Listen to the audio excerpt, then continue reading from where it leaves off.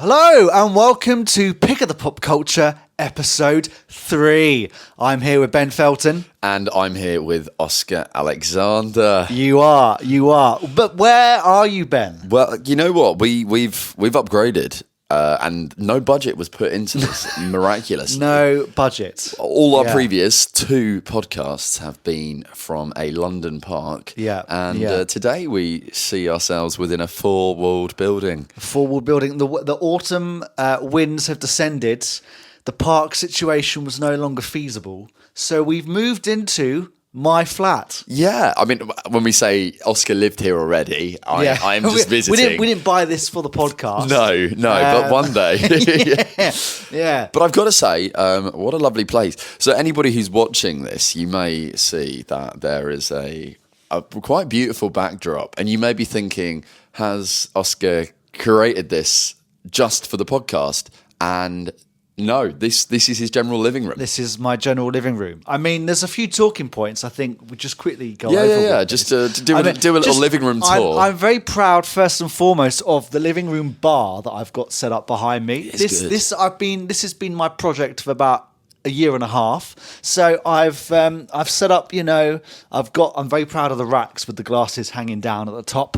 I've got a couple of signs that say Oscar's Bar that are currently, going through the different light settings. And then I've got all my alcohol, going forward, if this becomes a regular location, it could be like, do you remember Alan Carr's Chatty Man? Yeah, they make a drink. And he used to have the globe with the drink in it. And we could have like a different drink. I did actually think about that, yeah. It's an option. There is one thing in here, I have to say, that is giving me PTSD. Yeah, what's that? I'm getting PTSD from the fact that down here to my left is a Empire magazine called The 301 Greatest Movies of All Time. Yeah. You're not springing that on me, are you? We're not. No. It's actually about 10 years old as well. Oh, really? But I keep it there as like, if I ever want a new film to watch, it's there. Okay, but I've never. To be honest with you, Ben, in that it's not been opened in about 3 years. But yeah, anyway. Have you done all 301? I've done a fair few. I'd say I've done the majority. Yeah. Yeah. Well, look, I mean, I feel this is quite exciting today because obviously we did 2 podcasts. We recorded them quite close together. Yeah. And then the actual distribution of them, the actual publishing, the actual releasing of them, was all a bit delayed because. Let us tell you, we have been having the biggest editing nightmare. Oh my word. Every potential technical problem you could encounter, we have encountered. Every step of the way in editing the podcast, in distributing the podcast, getting the video and the audio synced, things that you'd think were quite simple fixes, we have had problems with. Every single step of the way. Honestly. It's so frustrating. It has been... I mean, I feel like it's been touch and go whether they would ever hear the light of day. Yeah. But we've sorted it now. I'm pretty sure that we've kind of found the way forward.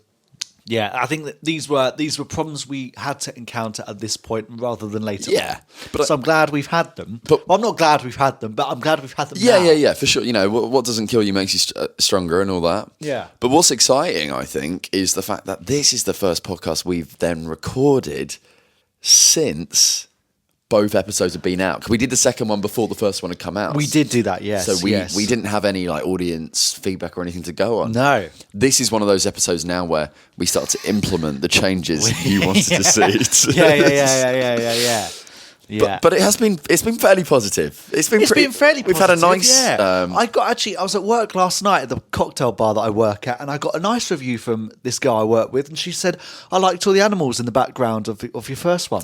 Oh, she's going to be disappointed. Unfortunately, no animals apart from Sooty and Sweep up there. Get rich or die trying. The guy doesn't live here anymore, so I can say this. But I used to live with this guy, and he really took against that. And he was like, I can't, you've got to take that down. And I was like, what? He took against Sooty and Sweep, or he took against the fact it's Sooty and Sweep doing drugs, which I think is comedy gold. But he was like, you've got to take that down. Was it ruining his childhood? I just think I don't understand it. Just took against it. I was like, what, are you taking that personally? Does that speak to you? I hear it. Anyway. Anyway. But yes, lots of really nice feedback. Lots of positive things have been said. Shout out to Callum Holbrook, who I think was trolling us a bit with his feedback, but good friend of ours, so we'll let him off. Love this format.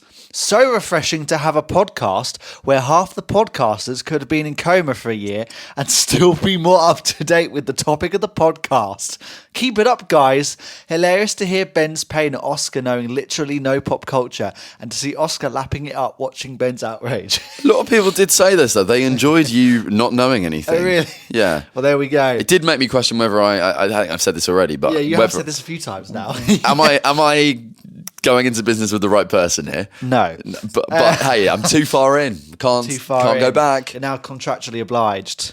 And then we had Sky, who does her own podcasts. She does. Love the Traitors and Strictly Rundown. Educational and entertaining. What more do you need? Also looking forward to you phoning Oscar's mum. More on this later, by the way, actually. More on this later. Yeah, yes. There is a middle name update, I've been told, so I'm very excited. Yeah. But we are going to put that in at the end. But yeah, we were told educational and entertaining, so maybe that can be our strapline. We're like 2/3 of the BBC's mantra. Yeah. But one little thing that we did get told was that someone, a friend of mine called Simon, he said he listened to it and he enjoyed it, but he said, I didn't know, why was I listening? Like, who are you? What is your relationship to one another? And it's true, we didn't do I'm Ben, I'm Oscar. and we know each other and this is why we're doing it. And we can tell you for why.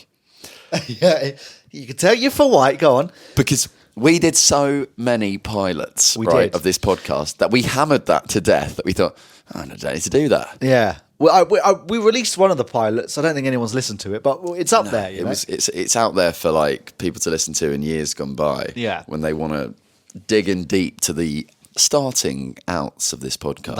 That's it. But in honour of Simon saying, who are we? We're going to cover this. Now, first of all, I think it's just good to say, me and Oscar met at a acting class. We did. A few years ago. And we soon bonded over our love of all things pop culture and just really kind of niche British just particularly the niche culture. aspect of it. Yeah, for sure. I think much we both realised with the same sort of level of nerd about the way TV works, radio, all that kind of stuff. And we both got kind of similar career aspirations in that sort of area. So yeah, we kind of bonded over that.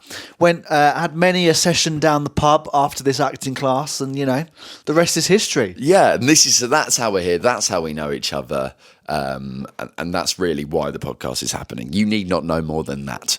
But we did think it might be good to kind of help introduce ourselves a bit more to you by asking each other some questions that might reveal certain things about our personality, might actually inform us on stuff about each other that we didn't know. Yeah. As well as just help get a better vibe for who we are as individuals on this planet that we call Earth. That's the one. That's another accidental partridge moment there from Ben. We're going to make a compilation of these in a few months, and it's going to be good. That is going to be my thing, isn't it? But I am kind of putting it on. But, yeah. But yeah, I'm down. I'm happy to own it. Happy to own it. So what we've done is we've both gone away and written some quick fire questions. I think we set up a timer for this, which I think I can do using the help of my laptop, which I've paired with the TV. Yeah, anyone watching, you will see we have got the logo on. It's like we're on any good magazine show on TV. Yeah, no budget, just the budget I've spent in the years I've lived here to get the room to this point. Your TV is bigger than Graham Norton's. Yeah, it's not the only thing that's bigger than Graham Norton's. My ego for one of them. What do you think I was going to say? Clean your brain out, you filthy people. Right, anyway. I'd be more interested, how did you know? Look, anyway, Hey, what happens in Soho on a Saturday evening stays in Soho on a Saturday evening and sometimes runs into Sunday morning. Not necessarily stays in the trousers. No. Okay, so Ben, have you got your quick fire questions ready? I do. So yeah, I've just added in another one. So I think I've got about 6 now. Okay, good. All right. I feel like these questions maybe say more about me in some ways than others. Okay. But we'll see. We'll see how we get on. Okay, so I'm setting a minute. 3, 2, 1. Oscar, what's your favourite, or who is your favourite comedy creation? Comedy, Mr. Blobby. Which Teletubby do you identify most with? Poe. Any reason? I wanted to say Tinky Winky, but it sounds a bit weird, so I spoke. Okay. What is your go-to brand of butter? Oh, it was Bertolli, but I'm a student at the moment, so I'm currently saving money. So it's like the Sainsbury's cheap brand spreadable. Own brand. Okay. Yeah. What's Bertolli? I don't know that. Used to be Olivio. Oh, okay. He knows all about it. Favourite McFlurry? Oreo. Oh, nice choice. Scrunch or fold? Scrunch. Depends on what context. And Pet Shop Boys or just Pet Shops? Pet Shop Boys. West End Girl. Great song. Nice. There we go. Number 6. Bang on time. When I asked about scrunch or fold and you said depends on the context, what is the alternative context? Well, I don't know what context you meant by that, but there's a national conversation that people don't often, admit themselves to talk about. But like, do you with the toilet roll? Yeah, that's what I was referring to. Oh, yeah. well, that's a fold then, isn't it? What were you referring to? I don't know what you were referring to, but that's what I was referring to as in depends what context. But it is a fold. In terms of the scrunch, I don't know. It was quick fire. It was quick fire. I just said it the was first quick thing. Fire. I will say I am a scruncher. No. Yeah. No. I am. What? I am. What? Yeah. It makes no sense, Ben. I mean, am I a scruncher actually when I think about it? I'm not doing origami. Yeah. You're making like elephants and stuff. Yeah. Maybe it's like a scrunched fold. No, got to have the fold, And I hate toilet paper that's like 0.5 ply as well. What's that about? Why are we wiping our ass with like tissue paper? What's that about? True. Just disintegrates in the No hand. one wants that. I stayed at a hotel recently. Quite. Well, it was a hostel, but quite an expensive hostel. 0.5 ply toilet roll. I'm like, you've charged me £60 for one night, and that's the toilet roll. What's the money being spent on? Are you seeing the packaging, or you just have such supreme knowledge of ply that you can be like, no, 0.5? If I'm picking it up and it's already starting to disintegrate as I'm pulling it off the roll, it's 0.5. Get in the bin. Yeah. You know what I mean? It's like when the layers separate. Oh, bloody hate it. That is the worst, when the layers separate. Oh, it's the worst. It's the worst. We found his biggest. Right, if we were on room 101 right now, and they go, "What you want to put in room 101?" I'd go. 0.5 ply. Well, Frank, I want to put in 0.5 ply toilet. That's actually quite a hard thing to say. 0.5 ply toilet roll. That's a tongue twister. It is. You can do that at drama school. Right. I have some questions for you. Okay. So, 1 minute. 3, 2, 1. What's your favourite pick-a-mix sweet? I'm going to go white mice. White mice. Okay. Who's your favourite, or what's your favourite Blue Peter presenter? I wasn't a massive Blue Peter watcher. I will just say Helen Skelton because that's her name that comes to my head. Okay. Did you have a Tamagotchi, and did you keep it alive? I think my sister did, and I kind of helped nurture it with her. Okay. It died one day. What soap family do you wish you were part of? The Mitchells, the Platts, or the Dingles? Oh, not the one I wanted to be in there. Soap family. I'm going to go Mitchell's just because I'm an EastEnders fan. Okay. If you had to resurrect one old crisp flavour, what would it be? An old crisp flavour? Yeah. What, that doesn't exist anymore? Yeah. Fish and chips. Yeah, very nice. Okay. You're stuck in a lift. Katie Price or Gemma Collins? What to be stuck in there with? Yeah. Katie Price. Okay. Davina McCall, Dermot O'Leary, Vernon Kay, Shag, Marry, Avoid. Davina McCall, Dermot O'Leary. And you'll never know. We started, so we'll finish. Okay. Go on. Davina McCall, Dermot O'Leary, Vernon Kay. I can help you with one of these because I've met Dermot O'Leary. I know. I will say, Dermot O'Leary, best arse in showbiz. It's That's coming from a straight man. This man says this all the time about Dermot O'Leary. I think I'm gonna shag Vernon Kay. Yeah. Is it shag or snog here? Shag, marry, avoid. It is shag, marry, avoid. Yeah. Shag Vernon Kay. Yeah. Which it sounds a bit weird saying that. Hi, Vernon. If you're listening. But I feel like do I want to marry Davina though? I guess. And then avoid Dermot. Dermot doesn't. You remember do when I said for this me. is quick fire? Yeah, that wasn't. yeah. Well, there you go. There's your answer.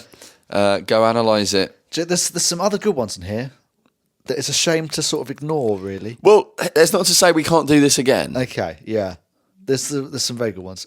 Save it. Okay, We can this do will be a weekly feature. Yeah. We'll do this quick again. fire questions. Okay, we've great. both learned about each other. We have. This week. So hopefully Simon and hopefully anybody else who didn't know too much about us now feels a little bit more clued in. Yeah.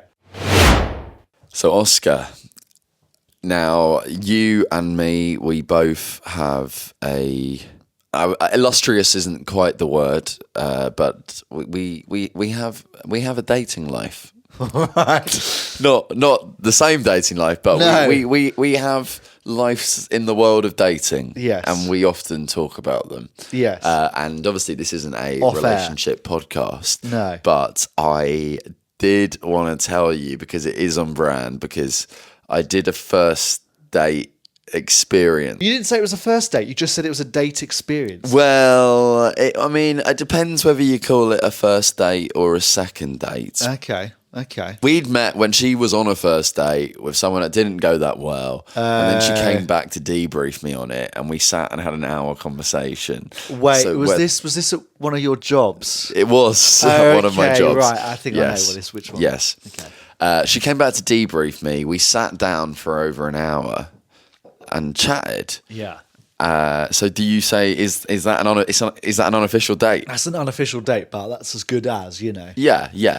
So I kind of went into this thinking, well, it is a first date, but it's also we're kind of. It's not a blind date. It's not a blind date. Yeah. We know a bit about each other.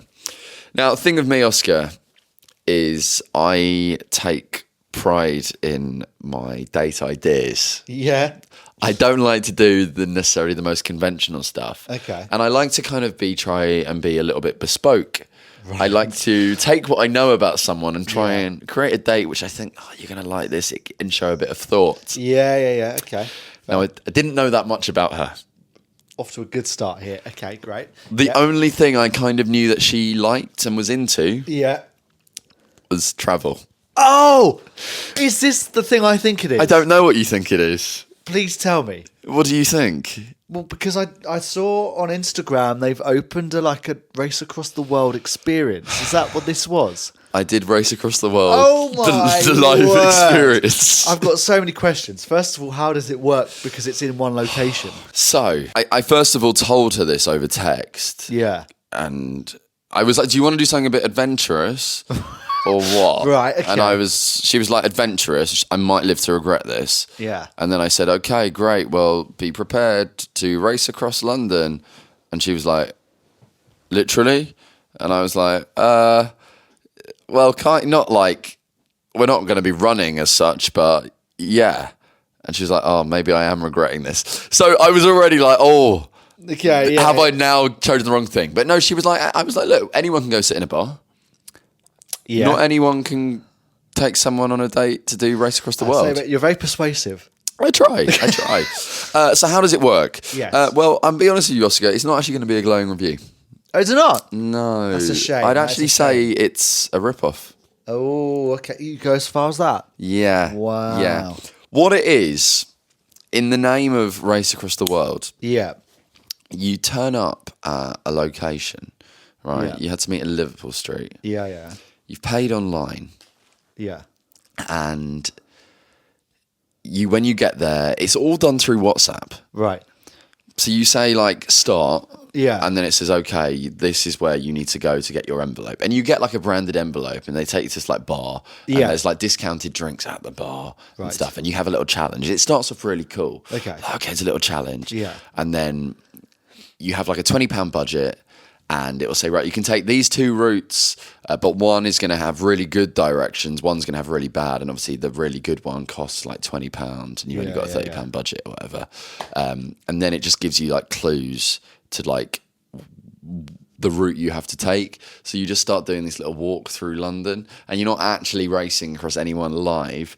It will basically just put you against times of people who've done it previously. Right, okay, and you'll get like a picture at each checkpoint of where you are compared to them. Yes. And they make you pay individually. I'm going to give you a little loophole. You have to pay for 2 people minimum, right? But there's no one there running this. So in theory, you could pay for just 2 people and do it with a group of 6 and not pay for each individual because they do not know. Wow. That's the Ben Felton cheat code there. Yeah. But there was a lot of walking. Yeah. It was quite a windy night. Yeah. We got lost a lot. Right. Because the instructions weren't that clear. Yeah. And I will be honest, we didn't make it to the final checkpoint. We bailed out. How long into this was it? Well, we started at 7:30. Yeah.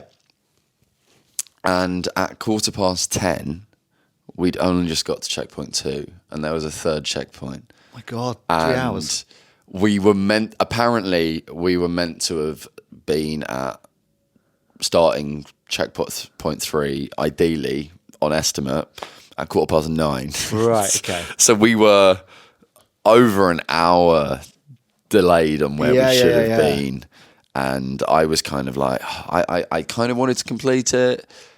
She was kind of like, I will. And then she's like, actually, if we end now, I can say I've enjoyed it. But if we carry on, I will get grumpy. And then I was like, okay, cool. Can I go and get you a drink? And she was like, well, I've got a drink, as in the bottle of water in her hand. And then she's like, you know what, actually, maybe I just want to go. Maybe I'm actually quite tired, so maybe we just go. Oh, yeah. And we didn't go home together, let me tell you that. Oh, okay. Yeah, no, it was text. Will you be seeing her again? No. She said it was nothing more than friendship only. But I said I destined to be memorable, and I have been memorable. Do you know what, Ben? It doesn't matter because you've got a podcast talking point, so it was worth it. Just Exactly. Race Across the World, the experience. I think I'd rather do actual Race Across the World. Yeah, and I don't recommend. I'm thinking these days there's like a live experience for everything. And I'm thinking, is there too many live experiences with just not enough thought put into it? Well, I think possibly this is just like a glorified treasure hunt. I mean, I don't work there anymore, so I can give an honest review. But I used to work at the Crystal Maze live experience as a maze master, and it was incredible. It was like you got what you paid for. It was very good. But then you've had the Willy Wonka live experience. you've got the Traitors. I think that's meant to be really good. I'd love to do that. That's by the same people, I think. Didn't you do the Cube for a little bit? Oh, I did the Cube. Don't work there anymore. I will say the company that run that don't treat their staff very well.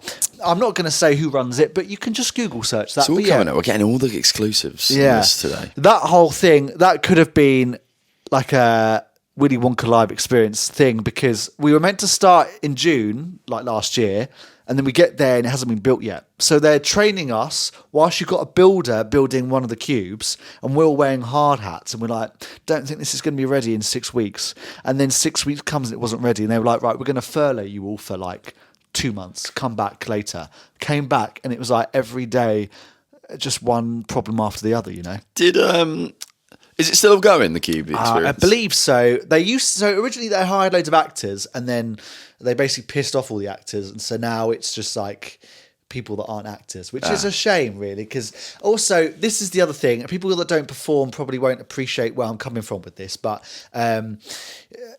you'd have maybe like a 8 to 12 hour shift, but on a Saturday, when obviously like it's the busiest day of the week, they would try and up the capacity of the amount of people they're allowed to have in the venue to maximize the revenue. But it meant that you would have a group. Each of us were stationed to one cube, right? So that you'd have 16 cubes across the building with one game, and then the groups moved from cube to cube. That was how the experience worked. But so they'd station us at one cube, and then it'd be group after group after group, and then sometimes you'd had to reset the game afterwards, and there was no time to decompress. You just into the next group, and this was often for like 8 hours with no break. Intense labour. Or the break you'd get would be like 15, 20 minutes, which for a performing job where you're literally having to be on all the time. Oh my God, like so exhausting. Is that legal? I did threaten to get equity involved, but then I just left instead. Yeah, so sometimes it's easier just to do that. Yeah. Just forget the trade union. I mean, this was like a year ago now, but honestly, I don't think it's changed much from what I hear. So, I mean, do you feel the cube was rocked by the Philip Schofield scandal? Well, this was the other thing as well. So they had this big leaderboard, this LED screen, had all the team names, right? And they... The amount of people that tried to put like Philip Schofield like inappropriate names, and there were some like words that they'd already filtered out that you couldn't use, but the other ones that were even worse than the ones they filtered out that they didn't filter out. Had they filtered his name? No. You think that'd be like your day one sort of thing? I guess you can't. This blew my mind, right? There's the British version of the cube, and then there's like the American version of the cube. Right. They were so insistent on using the graphics from the American version of the cube and not the British graphics, and their reason, this is the actual reason, because the British graphics are associated with Philip Schofield. I thought, I think the fact you're opening an experience called the Cube in the UK is what's more associated with Philip Schofield than the fucking graphics you've used, which no one is going to remember. Madness. Yeah. I mean, I wouldn't care about the graphics. The concept is the cube, and the cube is associated with Philip Schofield. It's synonymous with and will forever be associated with Philip. Yeah. I wonder if he's ever gone down like incognito. I did wonder if he like would just turn for up one day. thrills. Like he just imagine, right? Because works. He's lost that lifestyle now. Do you think his work's dried up? I've not noticed. Well, It's dried up. But he's lost that lifestyle. And do you think sometimes maybe he gets an itch like, oh, I wish I was still hosting the Cube? I think sometimes. Do you reckon like after he goes down in some civvies and he just hosts a game for some people? Yeah. Do you reckon in the morning after he's had his breakfast, he sits on his sofa and he just looks at the wall and he goes, "Hello, welcome to this morning. I'm here with Holly," and there's like no one there, it's just a blank space. And he goes, "So today we're going to be talking about what to do when you have no employment prospects coming up." And he just pretends he's still presenting, but he's not. It's just a trigger. This is actually we've just unintentionally come up with a great idea for a comedy show. Yeah, that's fantastic. Philip Schofield just presenting his everyday life. Yeah, it was just him, and he's like, and the joke is, the way the camera's positioned, you think he's talking to someone who's on the TV, and then it pans around, it's him talking to a wall. Ben, we love a good theme tune. We do. Everybody loves a good theme tune, and the concept of a theme tune has become a talking point for me and Oscar because, in our eyes, it's the final piece of our podcast puzzle. It's the thing we're missing. Yes, we got the amazing graphics, the photos done by my friend Philip Offey. Got to get the shout out in. But yeah, the one thing we don't have as it stands is a theme and a little podcast theme. Yes. And so it just got us thinking, as you know, I have a friend who's very kindly going to do it, and we need to send him some ideas of what that's going to be, which we will be doing at some point. But it got me thinking personally, what makes a good theme tune? It got Oscar thinking, well, what's the greatest ever theme tune? And so we thought, well, let's just delve into some great theme tunes from years gone by and kind of look about what makes these theme tunes so good. What makes a theme tune stand the test of time? So how do you want to do this? Do you know what? I'll start off. Okay. Okay. Because I made a whole list, and there's some iconic ones in there that are worth mentioning, and then ones that everyone will know. And then there is like niche ones that I think should be honourable mentions, which I absolutely will be mentioning. But then I realised I sort of got taken down a tangent of sports theme tunes. Okay. And I was like, oh my God, like the theme tunes for Match of the Day, Ski Sunday and Wimbledon are probably some of the greatest theme tunes ever made. It's true. So is that your focus is the sports side of stuff? Well, this is just my starting I'm point. for I it. have, Okay. I have a whole. Okay. Yeah. Yeah, I guess. Well, this is it. I mean, what makes a good theme tune is Something that is memorable. I like a theme tune that you listen to and you can get up your sofa and sort of have a bit of a jig for 30 seconds. you yeah, know? it's got to be catchy. It's got to live rent free. Yeah. In the brain. See, this is the thing, right? You've got what is an iconic theme, and then you've got what do I think is a good theme or a personal favorite, and like Match of the Day for me wouldn't obviously. It's probably one of the greatest theme tunes ever made in terms of how well it's known. Is it for personally for me? No. We have Match of the Day, Yes. which obviously everyone knows. I was going to play it, but everyone knows what it is. So I feel Well, like you say that, but we do have international listeners. Okay, yeah, good point. Okay, well, I'll quickly get this back up. Also, it should be said, talking of this, but we are able to see where people listen to this podcast. We are, yes. We've got a Ukrainian listener, or we had one person listen in Ukraine. Vladimir knows a good thing when he sees it. You know? Yes, greetings. So we've got the Match of the Day theme tune. I think it's iconic. Have a bit of a listen.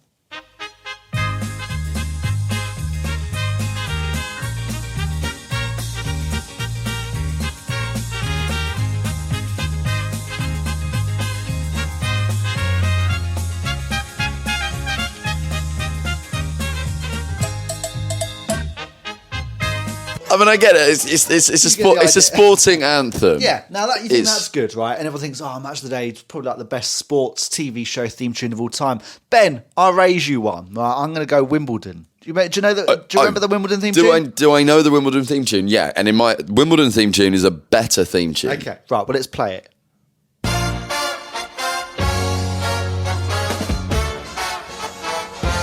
Now this is what I'm talking about because Yeah. it has build. Yeah. It takes you on a journey. Now, I love the bit where it settles down after this. Yeah. This bit coming up. This bit. Yes. And see, this is why this is infinitely because Match of the Day is a very simplistic theme when you Yeah. think about it. Yeah. This has look, and now it's gonna. This is the full-on And then piece of music. This is yeah. the part. This is so good. It's like a rock tune. I think, Ben, they don't make theme tunes like this anymore. I've got one more sports theme tune up my sleeve. I did think the F1 theme, but that's a bit too recent for me to sort of have any sort of nostalgic quality to it. But it is a cracker. When you say the F1 theme, Obviously, like for years, The Chain by Fleetwood Mac Yeah. was associated with F1, but that's like a song that already existed, so I don't count that because it was already composed by other people. Shall I just play it? The F1 theme tune by Brian Tyler, who also composed Avengers: Age of Ultron. okay. And what is it about this theme tune that you? Right, think- this tells the whole story of what Formula One is. Okay. This okay, 'cause Right. that's a good thing. That's a good point. A theme tune should represent the show. Yeah, and there's a really good sort of documentary when the guy was composing this, and he was like, "I'm a big Formula One fan, and I wanted to get all the drama you get from watching the races in one bit of music." And I think it does it. But we'll play a little bit of it here. Okay. I don't know if I've ever heard this. I'm gonna close my eyes. So you got the build up, okay, and then it gets very exciting in a second. Here we go. Wait for it.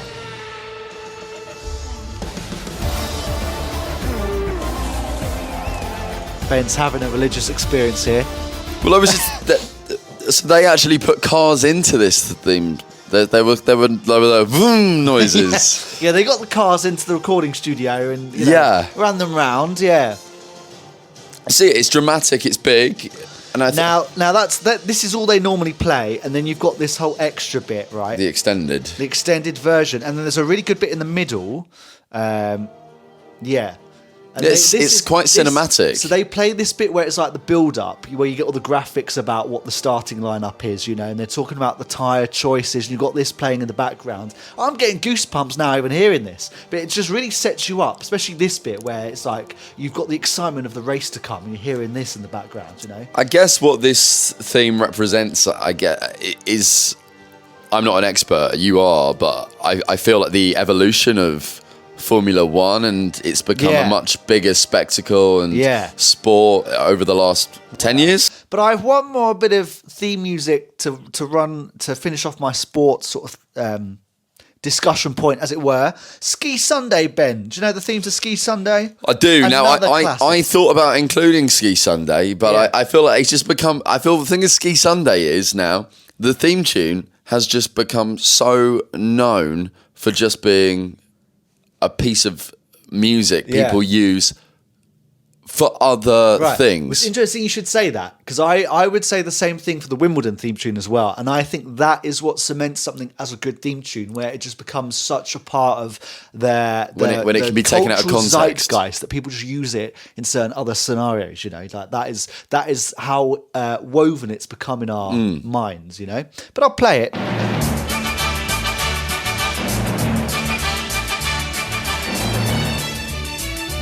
I mean, yeah, it's an absolute classic. Obviously, the original, it's actually called Pop Looks Bark.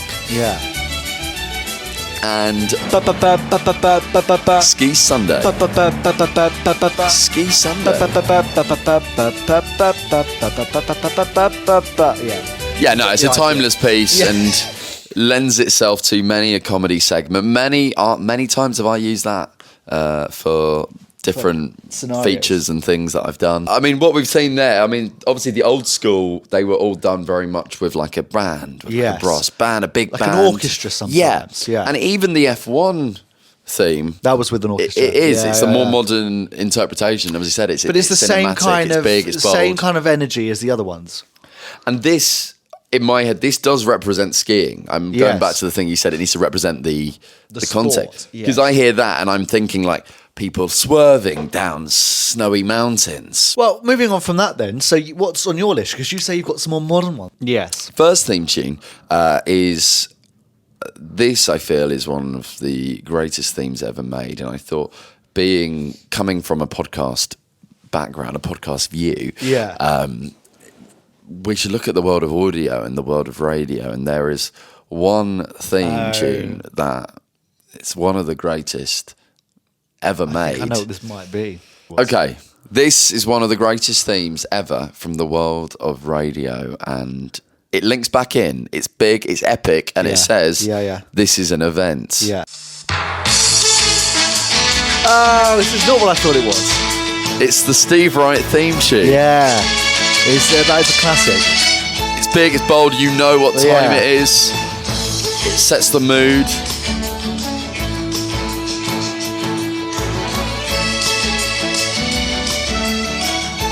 And again, it's an orchestra. It's got that classic feel to it, Yeah. but I feel it feels warm. It feels timely. What were you thinking? I thought you were going to go down the route and play the Archers theme tune. Oh, the Archers. Yeah.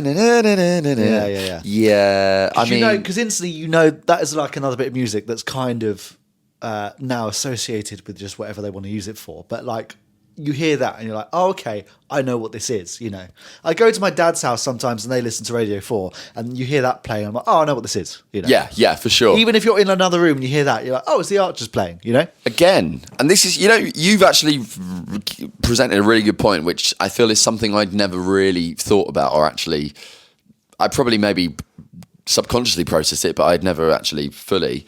In that, yeah, theme tunes do represent the show. Yeah. The Archers does sound like this little tinny little farm Yeah. music, like a little jolly. Yeah. Let's go and have Battenberg on the Yeah. on the field. yeah. Is that what they get up to? Is it, Ben? That apparently is what happens. So what else is on the list? Then, so I'm just kind of linking into where you've been. Then we go down a different route. Okay. Because obviously we did Ski Sunday and we added a few little words in here and there. Right. And sometimes you get, because I have kept this to instrumental themes. Okay. But sometimes you get an instrumental theme that then people try and put words to. Yeah. I don't know if you know about this, but obviously the EastEnders theme tune does have words. Do you know this? Anita Dobson sung the... I did not know this. Okay, no. Sung the song.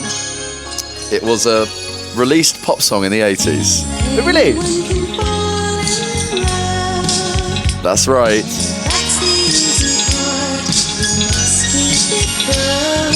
Anyone can fall in love. Now, I have a counterpoint on this. Yes. Because that is the 80s EastEnders theme tune. And Yes. like when you Are you saying if we put that over the modern? I'm saying when I've been watching TV shows where they play in a clip from old EastEnders and that's the theme tune, it sounds better than the one they actually have at the moment. Do you think? Yeah, because that kind of, the EastEnders. Now we're getting really niche. The EastEnders Julius theme. Yes. That kind of has an element of that to it. But that's, This is the 1985 The EastEnders, I were to say.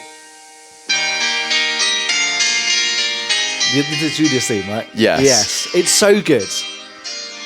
But this is another thing. This is not the main theme tune of the show, but it's, I'd say, as famous as the main theme tune. Yeah, for sure. And it says a lot when a show can have Did you see the clip ending. when, you must have seen this, where Boris Johnson was leaving Downing Street when he resigned? Yes, from the and Prime they put Julia's theme on it. And it was so perfect because the camera cuts to the sky, the sun setting. It was so cinematically perfect, There's a certain way of editing that they do, and it's just so good.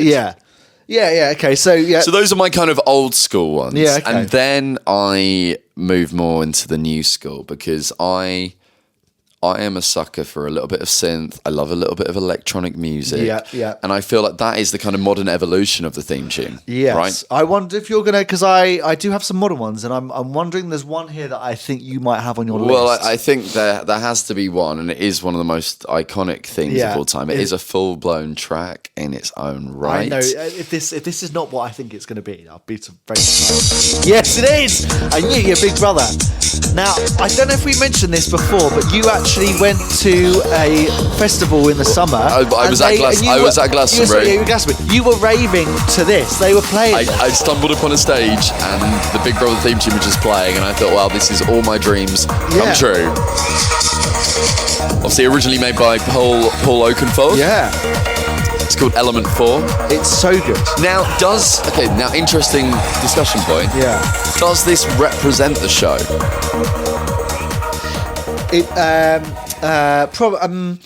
I guess you could say it's futuristic. In terms of yes and no. It represents Big Brother in terms of when Big Brother first came about. It was such a futuristic concept. No one had ever seen anything like this on TV before, and this music is very this is very. Even the music is I've never really heard anything like this before. It fits that kind of bit quite well. In terms of what the show has since become, maybe not, but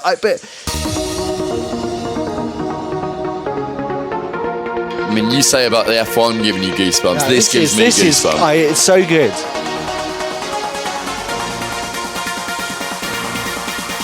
Good. Yeah, so I mean, hey, a theme tune you can dance to and rave, and the ones where you do jump up and you kind of sing it around your living room. That again, it's another good point.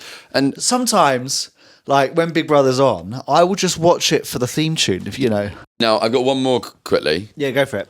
This one, it's of the same ilk and it's of the same line. It has this kind of soaring little synth. It sounds big, it sounds sinister, it sounds dramatic. It's an event, but it's much more modern. I don't know if you're going to know this. Okay, try me, Ben, try me. But in my eyes, this is actually, I will say, one of my favourite theme tunes ever. Yeah. And I'm going to say this is the US... The US version of what this is. I am always unsure whether we had the same theme here. Okay. I only know it for this. Yeah. I don't know if our version had this theme. Okay. You might go, play it's that. And I'll see how quickly I can identify if I know it. Here we go.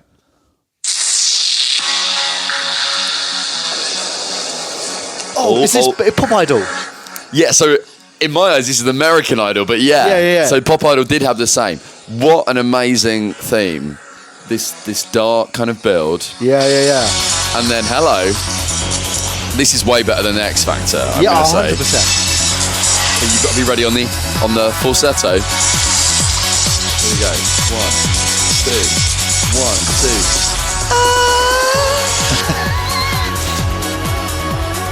2. So good. Yeah. What an incredible piece of I'm surprised how quickly I got that. Yeah.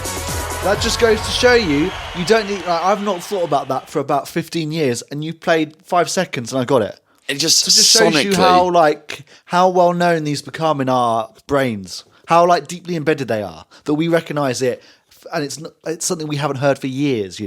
But I think that is the other art of a theme tune. Yeah. I think you don't go into it going, "Oh, I need to make a little jingle theme tune thing." Yeah, You make it a full on song, make it a full on track. yeah, Because it will be richer for it.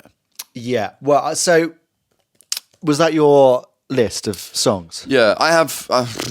There's one or two others, but I don't have to do them. Okay. Well, I have one more that I'd like to mention. you do it. I have an honourable mention, so Okay, you do that while I sort this out. The only other one is if we bring it right up to date Yeah. in like this is the theme tune, maybe I'd say a new modern classic Yeah. from the last 5 years. Okay. Yeah. Like really recent. Right.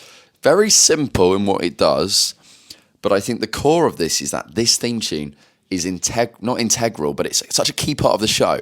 Normally you get a theme tune and it only plays at the beginning and you will have some kind of refrain at the end of the show. Yeah. This theme tune plays many times throughout the show. Okay. And you don't often see that. Right. And so because of that, it becomes really like Yeah. catchy and everybody on it kind of sings along to it. There's Yeah, only 2 words to this theme tune. Okay.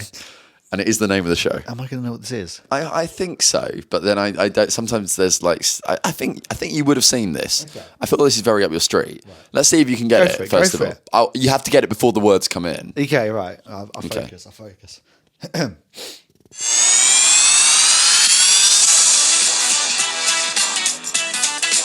Oh, it rings a bell, but I can't.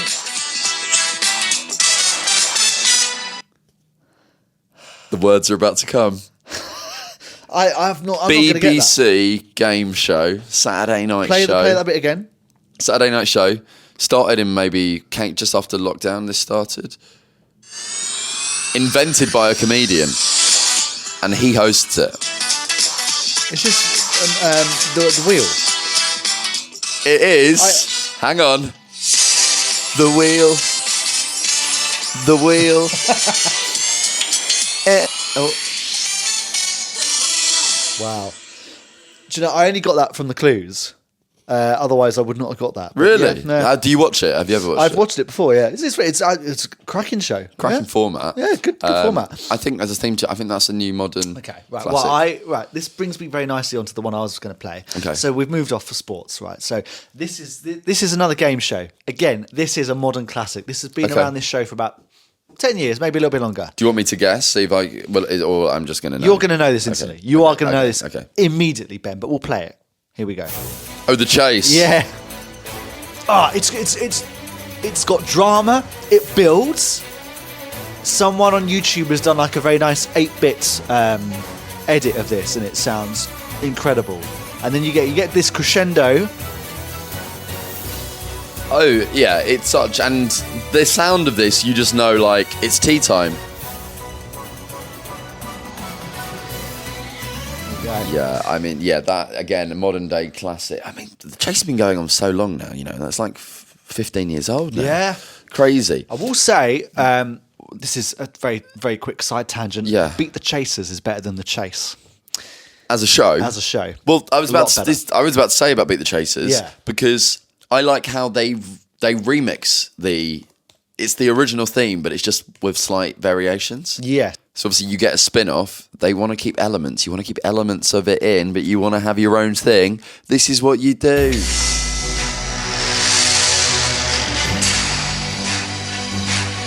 Is that The Chase? No, it's Beat the Chasers.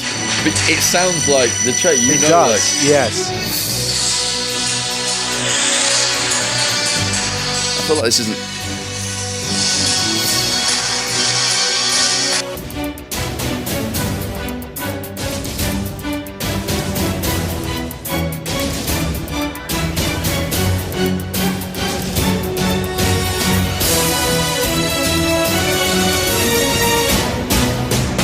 Yeah. It's just a bigger and bolder. It's the good. daddy. It's the Beat Chase's daddy. Well, Beat the Chasers is like the bigger and bolder version of the Chase, and Yes. the music matches it perfectly. Yes. So it does the job there. What is it, Oscar? It's Beat the Chasers. It's It's bigger and badder. It's the Big Daddy. Yeah. There is one theme tune, and I am biased because I'm a huge fan of this show, and don't look behind you, Ben, but there is a lot of DVDs hidden behind a Bond 50 Blu-ray box set that it basically confirms I'm a big fan of this show, or was, shall I say. The quality has dropped in recent years, but the theme tune for this show, in the same way that Big Brother kind of reinvented the theme tune, this reinvented the theme tune. They've done so many different versions of this theme tune over the years, but the original always sounds the best version. Okay, and I'm going to play it. You're going to get this immediately. Doctor Who. I know what you mean. There is something about the original one that just... And it does give me goosebumps, you know. But they've made so many different versions of this over the years. The one from the 80s is pretty good. The one from 2008 is pretty good. The one from 19 is pretty good. But nothing beats the original. Because I want to say, I feel like the Peter Capaldi's era... They kind of slightly brought this vibe back into it, if I remember correctly. Probably, if we're looking at this factually, I mean, it's very subjective, right? What year was it? 2019. They basically Murray Gold does them now, right? Yeah, but they had, when Jodie Whittaker was the Doctor, they brought in a new composer, and he basically took this track. And didn't do too much to it, just modernise it very slightly. Maybe I'm thinking of Jodie Whittaker. Maybe it's Jodie Whittaker. So this is that one. But whereas Murray Gold reinvents it, this is essentially the same exact track. But even like how they made this is worth just like going on YouTube and finding out. Like some of this is made by taking a key to the piano strings at the back of a piano, you know. Really? Yeah. So it's made by the BBC Radiophonic Workshop, which, taking Doctor Who out of the equation, is just like very, I think, key in the history of electronic music and the evolution of it. And like at its time was doing things that no one else had done before to make these sort of really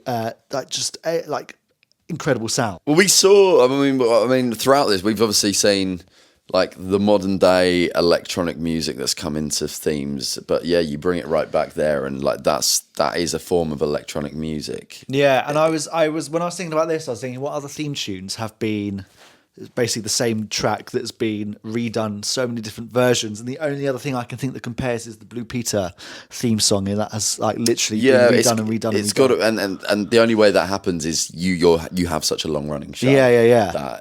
But it stands. This stands the test of time that they bought. That every you've had TV shows that have gone on for quite a long time and they just changed the theme tune. That the fact that this has stayed as a constant. Thing is, sometimes the TV theme is so iconic that you just cannot change it because the people will riot. I've just seen what you're about to play. And it's the one TV show you were obsessed with in the fact that he didn't make the Times Culture 100 shows of all time. List of all time.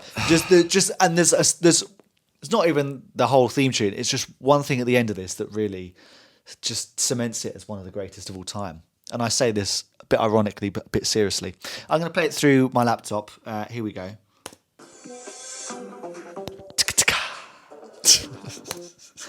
Dun dun dun. Well, there we go. That's nice to have a short version. You know, that's something that maybe that's all you need. That's all they need. Maybe that's all we need. You know how Britain's Got Talent these days doesn't play the theme tune. That annoys me. That does annoy me. But all this needs, if they brought that back, was to have and you're in. Yeah. That's all it needs. And you're in. And you don't even need to pay anyone. Just take me going, and that's it. I think it's been interesting. I think, as I said, a big takeaway for me is that I've never thought about is something that 60-minute makeover that says to me, short, quick. Yeah, like the show. Yeah. So the theme tune has to represent the show. So what's going to represent us? That's something I guess we have to discuss. If you have any ideas, let us know.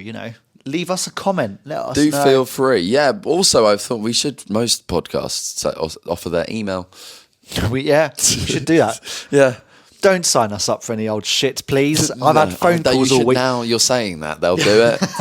I've had someone I'm not going to name names, but someone I know has given out a load of people's phone numbers that they shouldn't have done from people they know, of which I'm one person, to a company, and a few of us have now been bombarded with calls from this company. It's caused a bit of controversy, Ben. This is a work And the colleague or a friend, person, or? well, if I give this away, it's immediately going to identify who this is. I'm not going to say that, but it's caused a bit of controversy with a few of us. Interesting. Yeah, anyway. Interesting. The email, if you would like to send anything in, whether it's theme tune related or anything you would like to mention about the podcast or have us talk about. Or even if you draw on nice artwork, I know people like to fanfic stuff, even if, we're not that way inclined, but even if you want to send us some weird drawings where you've shipped us, yeah, exactly. It's a sign of your enjoyment of the show. Maybe you've written a fanfic about what else me and Oscar do on this sofa. Feel free to send it in to the email address, which is pickofthepopculture@gmail.com. We kept it simple. Yeah. Before we go, Oscar. Yes. Biggest bit. If you've stayed for the right bit. Because we're not one of those podcasts where we put the chapters in. So you can't just skip to this bit. Although I would kind of like to do that. But we don't know how to do it. It's time consuming. Yes. The big final thing, obviously, a couple of weeks ago, we stumbled upon the fact that all of Oscar and his family have middle names beginning with the letter A. And Oscar's wanted to know, I've wanted to know, I've wanted to get his mum and dad on the phone. Oscar seems more reluctant to do that. I don't know why. So basically, the other day, I put out a reel on our Instagram. A very good reel, might I add. Yeah, I put out a reel basically. Thank you also for all your reel work, because Well, we should say, for those wondering, Ben edits the audio and I edit the video. So all the reels you see that I've done. All the audio you hear, Ben's done. Yes, hello. So, I put out this reel clipping that bit from that podcast where we talked about my middle name, and my mum sent me a message. Okay. I didn't get her to do a voice I like note. how you say that like you've been estranged for years. Yeah, And this video, she popped out of the blue. She So, Can I ask a question? yeah. Is it going to be an anticlimax? Well, you're going to have to find that out. Oh, okay. So, Please tell me you're she's adopted. Please tell me she's you're clearly. adopted. I love my mum. She's like your classic 50-year-old woman on Facebook, right? She just whatever's on her mind, she just sends it, right? Okay. So she's replied 3 times over the course of this 1 minute 30-second reel. Okay. So without watching the whole thing, she just as a moment something's given her a thought. I respect that. She felt impulsed. So first of all, she got a bit defensive. I have to say, Ben, she got a bit defensive, and she called you out, and she goes, No, I can't be upset. she goes, "What's his middle name, and is it after anyone?" !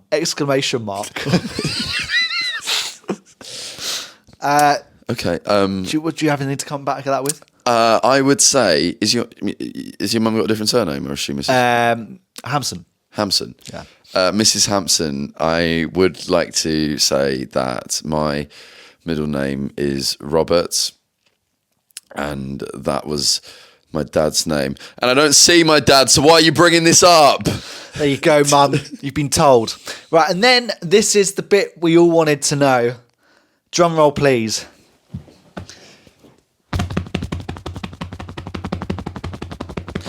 She says, "Sorry, you're not named after anyone.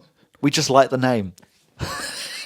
No. Yeah. No. And there's one more comment. She then left at the end. That's quite funny, actually. Never really thought about that before. Just a coincidence. I mean, what? But I didn't think people did that. Well, apparently so. Well, there's another thing. There Right. you go. That's it for you. Yeah. Sorry, you're not named after anyone. We just like the name. What's his middle name, and is it after anyone? I mean, the way she wrote it there, I don't read it as aggressively as you said it. She might just want to know. What's his middle name? I know my mum. Okay, fair, you do. That's quite funny, actually. Never really thought about that before. Just a coincidence. Well, I like the fact that I've drawn attention to her as well. Yeah, and she'll love the way she's been mentioned on our podcast. so- Absolutely. Hi, And Mum. I am really sorry. I feel like she doesn't like me now. Well, no, because you redeemed yourself because she goes, that's quite funny, actually. Oh yeah. See, that is me. Quite funny, actually. You just got to get past the first hurdle. And Mrs. Hampson, seems like we might have My done it. mum loves Emmerdale. If anyone from Emmerdale watches this and wants to give her a set tour, let me know. Yeah, there we go. Great. Okay, well, look, there we go. We're all at one with the world. Oscar is not adopted. His parents just literally picked a name out of a hat and liked it. Not a thought went into you, Oscar. No. And do you know what? That kind of sums up my life, really. Yeah. Well, look, I think that brings us to the end of. I think we've got a lot of edit episode points 3. in this, but it's all been good. I've enjoyed the talk about the theme song, and who knows, maybe next time we come back, we will have a theme song in place. Who knows? Yeah, fingers crossed. Fingers crossed. We're definitely going to do more of these quick fire questions because that was quite fun. I think we found stuff out about each other there. Yeah, 100%. I think this has been a solid place, and I feel like the location has really added to it. So thank you for hosting, Oscar. Always. Ben, any last thoughts? Any last thoughts? If you haven't paid your TV license, maybe do. I'm not trying to get into the politics of it, but come on, just do it. So you mean that to me or the general public? The general public, I don't know. It's just a thought. I saw an aerial and I thought, oh, yeah. Okay. Any final thoughts from you, Oscar? You can't lead a sheep to water, but the horse must be led. That's not the phrase. That's poetic. I thought that was like a modern equivalent. Oh, no. A spin-off. Sorry. The phrase is you can't lead a sheep to water, but the pencil must be led.